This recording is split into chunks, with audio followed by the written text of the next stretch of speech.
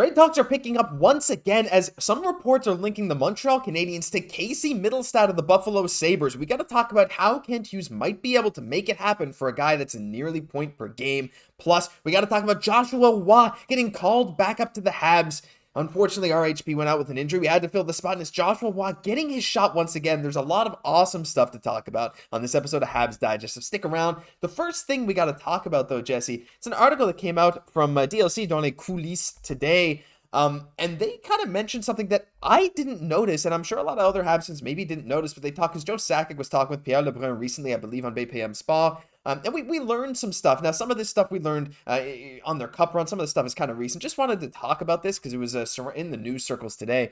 They basically say that Joe Sakic had to work a lot to convince Kent Hughes to trade him Arturi Lehkonen. He called for 17 straight days before he got him. But what he said at the end, Jesse, is that Joe Sakic, the boss of McKinnon and Lehkonen, already said to Pierre Lebrun, who they spoke to BPM Sport yesterday, that he considers he paid too much for Lehkonen's services. And I think this is actually really, really interesting. I haven't heard this before, but it's really weird to hear an executive for a team that made a trade say that they overpaid for a player that was a key player in their Stanley Cup run.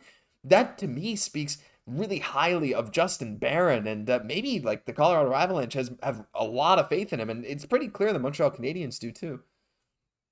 Yeah, these are big words coming from somebody like Joe Sakic, right? I grew up watching him play. Like, this guy is somebody that just has a great mind for hockey. So if he's saying this, there's really something to that. And the fact that, Lehkonen like helped win them a Stanley Cup, getting them the finals, winning and everything else like that, and to still feel like, hey, maybe we gave a little bit too much. And Justin Barron, a former first-round pick, and then also that second-round pick as well, right? It's really tough to say, in my opinion. The jury's still out there. We love Lehkonen in a lot of ways, right?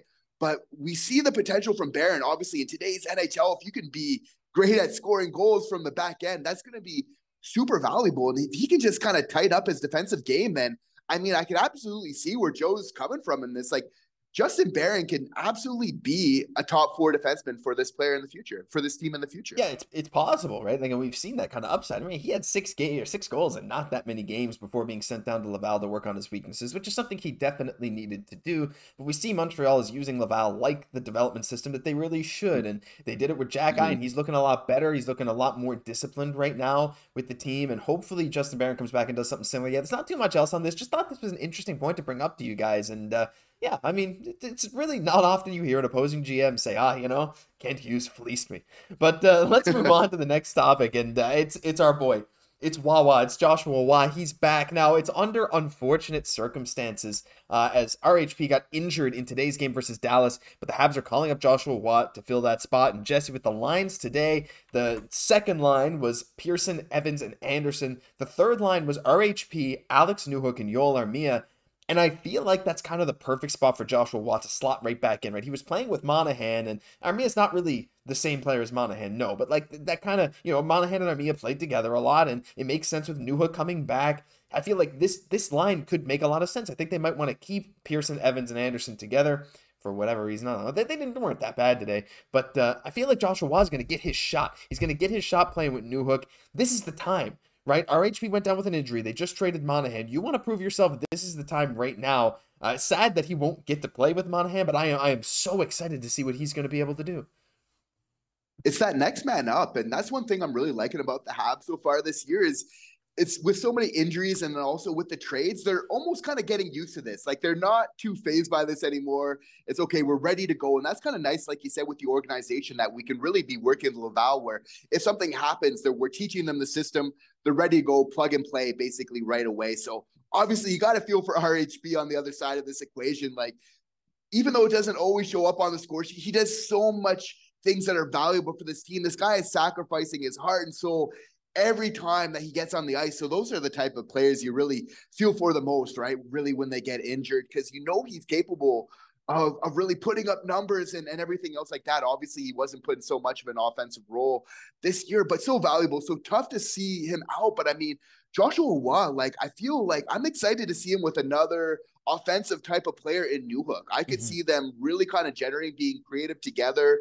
Newhook being very fleet of foot with, Joshua was just overall game savviness, game IQ and everything. So, I mean, I'm looking forward to definitely seeing this. Maybe we're calling up Joshua Waugh a little bit earlier than what we'd expect. But, I mean, he was looking pretty good when he was here. He was looking dangerous when he was on the ice. So I'm fully expecting see him continue that work here. Yeah, and I'm sure their plan is to have him back in Laval for their meaningful games as the season goes on, just so he can get those more minutes, stuff like that. But, like, right now, they need someone. And yeah, there maybe are some other options in Laval, but Roy has already proved that he's a solid NHL player, and that's what Montreal wants, right? So we'll see maybe in a bigger sample size. But you mentioned like RHP, the guy who puts his body on the line, who gives every bit of effort he has, someone that really stepped up in his place. I just wanted to give another shout out to Brandon Gignac. My gosh, what a game he played, especially that 4-minute penalty kill. Not something I expected to see from Brandon Gignac, but that dude is crazy. He gives off a lot of RHP energy. Clearly, he's happy to be there, but hopefully we see some similar stuff with Joshua Waugh.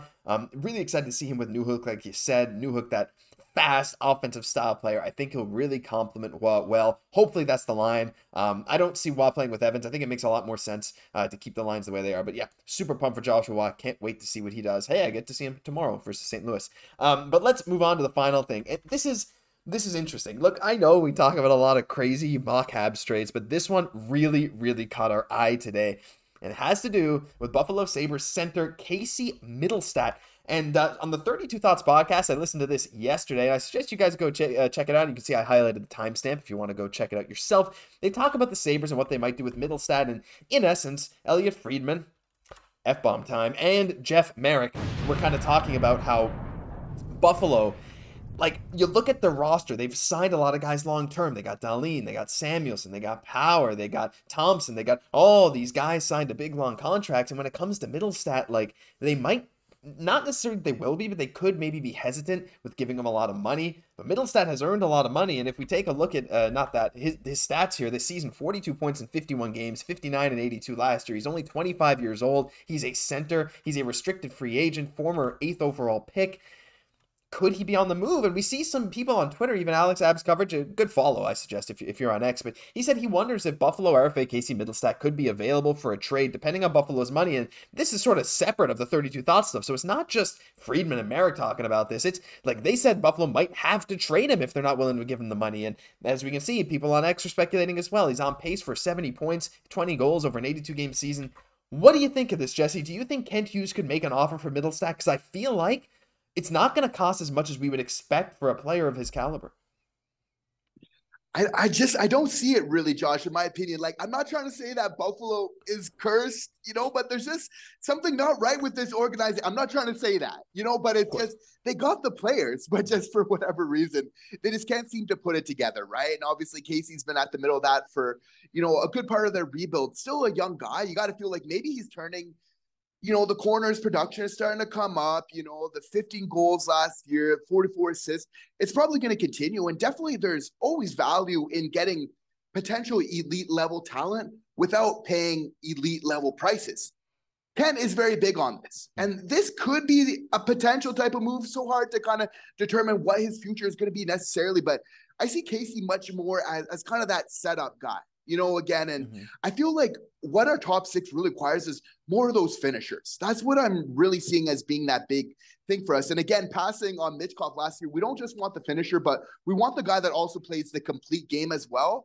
But I don't see that exactly with Casey. Of course, you got to feel like that goal total is going to go up, 15 goals last year and everything else, but still just not enough for me. I feel like if we're bringing somebody into our top six, needs to be a goal scorer and not a potential or anything else like that. So of course, kind of fits the timeline and everything else. But I feel like if we are bringing somebody almost in a top six, like we have such good players right now, it's a good problem that now who we need to bring in needs to be better, I would almost argue, or very much, on par with what we have right now to really take it over the top. That's what we need. We need the goal scoring. And I just don't see that particular finishing ability with Casey Mittelstadt. Yeah, I'm kind of on board with that too. Because, like, you look at the Habs, like, I mean, Slafkovsky at this point, are we projecting him to be a future 30-goal scorer? I think so. I think he's shown that ability to be a 30-goal scorer down the road. Caufield, we know, 40, 50-goal guy pretty much year in, year out, right?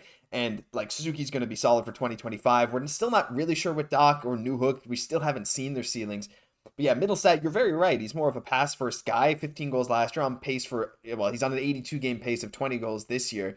So it's like he is very much a pass first guy. I guess my sort of counter to that is like, if you can get a guy with his talent level, a guy that's 25 and still rising, he can be close to a point per game guy, and you don't have to pay a crazy price for it. Like, I don't think it's going to take much more than maybe a first and a third and like a defensive prospect. Maybe it's Harris, maybe it's Barron. Like, could Buffalo take that? Could they bite? Maybe they do, but I don't know. Like, it all depends on Buffalo's situation. But like, I sort of think if you can get that guy, a really good talent for that price, why not? You can kind of figure out the other pieces after. But I also see where you're coming from, because if you bring in Casey Mittelstadt, well, he's not going to be better than Suzuki. He's going to play second fiddle to Suzuki down the middles. Mittelstadt's about 48% on the dot as well, so not ideal, but, you know, you can make it work.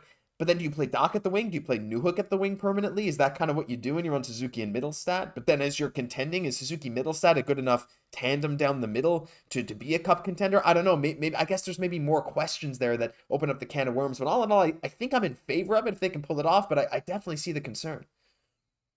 No, that's it. I just really feel like whoever, to your point, it's like anybody we're bringing in really at the center position now for the Habs in our top six, which I really feel is the main focus of this team, of our next kind of steps in progression. It's like needs to be really on par with Suzuki or kind of bringing something even further. I'm not saying they need to be better than Suzuki, but they need to be on par to really have that 1-2 punch, which we know is what really wins Stanley Cups. There's no way of getting around it. But if you're Buffalo right now, I mean, even though you really value a guy like Casey Mittelstadt, I think so. I think his points or totals are going to continue to go up. It's like you're looking at all options, and I feel it's a nice position for Montreal right now where we can kind of start picking the cream of the crop. I think that should really be our focus and everything with drafting is how are we really going to get that elite level talent? Because I think that's the thing to kind of take us over the top. For so long, we've been just a team that has had really good players kind of up and down the lineup. I think as Habs fans, so many of us were really looking for just that game changer. And we're starting to see that. It's in the organization, but we really need to, really just start kind of setting our goals for the Stars in terms of these type of players, pun intended. Yeah, I mean, that's kind of true too. But hey, I mean, I guess if you can get Mittelstadt for some kind of crazy cheap price, you can still hold on to plenty of assets for another big trade later. Hey, why not? I mean, it'd be a pretty dang good team if Mittelstadt is your third string center. But there's a lot of talk about this. Let us know down below what you think. Is this a feasible option for the Habs? Would you be happy with Casey Mittelstadt, or do you envision maybe some of the same problems that we're talking about here, and maybe he might not be the best fit? We'd love to hear from you down below. But that'll do it for this episode of Habs Digest. If you enjoyed, leave a like, comment, subscribe to the channel. We're pushing for 11,000. We're very, very close. And if you could help us out with that goal, we'd really, really appreciate it. I've been your host, Josh Gosse, for my co-host, Jesse Poirier. We'll catch you in the next one.